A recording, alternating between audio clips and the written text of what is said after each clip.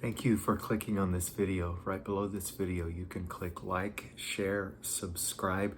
If you want to make a financial contribution or become a monthly financial contributor to the content of this YouTube channel, down in the comment section, you can click on my Patreon page.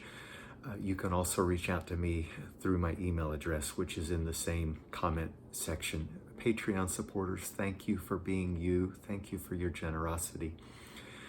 My wife Carla and I bought a couple of books for our granddaughter. She's 5 years old. One book is called Finding the Cat. The other one is called Finding the Bird. Reminds me of my own childhood back in the cave dweller days of Highlight magazine, and they would have those pictures where you find the hidden object. Well, it turns out I stink at finding cats and birds in these books. Our granddaughter is great at it. Our daughter is great at it, not me. But sure enough, every picture, the cat's there or the bird is there, hiding in plain sight. And as soon as our daughter or our granddaughter pointed out, it's like, oh, I should have seen that. You ever felt that way about God? You're searching and searching and searching, but there's no detectable, discernible presence of God to be found. I think everybody experiences that at one time or another. The early church fathers and mothers loved to talk about the dark night of the soul, where we are experiencing a felt absence of God. It doesn't mean God is absent. It just means we're having trouble locating the signs of God's presence, which brings me to Psalm 42 in the Old Testament or the Hebrew Scriptures. It's a psalm of longing, and it begins, as the deer pants for streams of water, so my soul pants for you, O God. Where can I go to meet with the living God? Can you hear the longing, the yearning, the desire? And then we drop down to verse 8, and verse 8 says this: during the day, the Lord directs steadfast covenant love to pour over me, and when night settles in and all is dark, God keeps me company. God's song is with me, a song that becomes a prayer of praise to the God who keeps giving me life.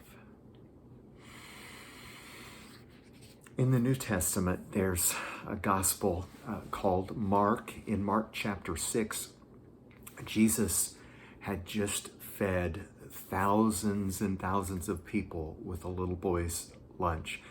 And he tells the disciples to get in a boat and cross the Sea of Galilee, and he would meet up with them.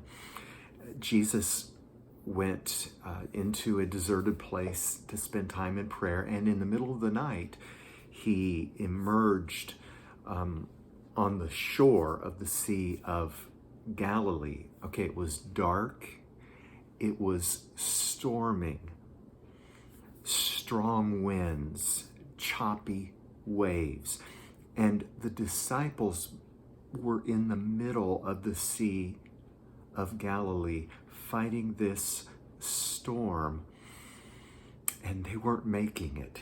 They were struggling. They were doing everything they could, but they were not making it.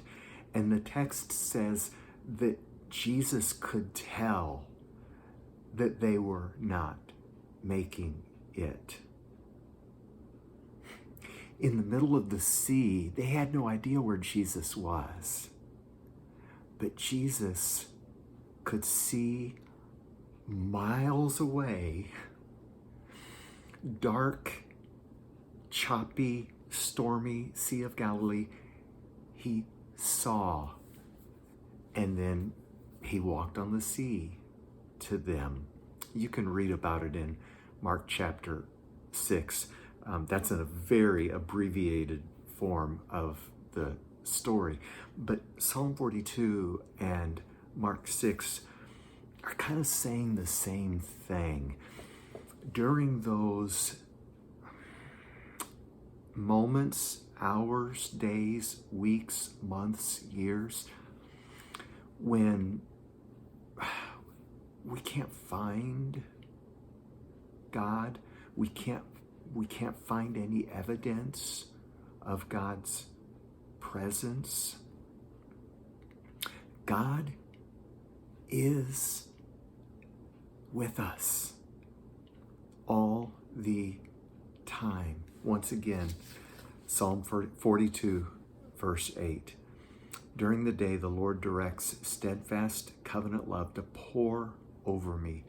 And when night settles in and all is dark, God keeps me company.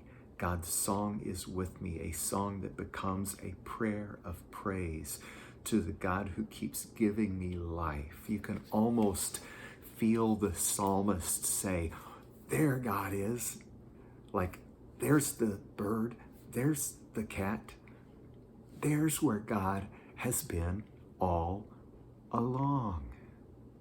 You know, Psalm 23 starts with, the Lord is my shepherd. God is always ahead of the action, but frequently we can only discern or detect the signs of God's active presence in our lives through the rearview mirror.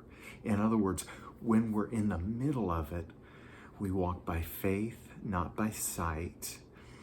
And as we're moving toward the other end of it, and it's in the rearview mirror, we can reflect and we can think, that's what you were doing.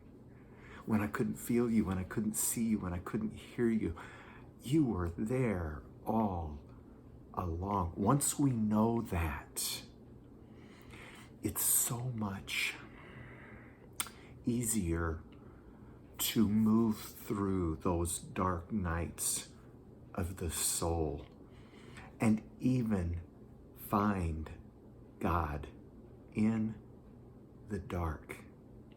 When you can't see God, God sees you just fine. Grace and peace.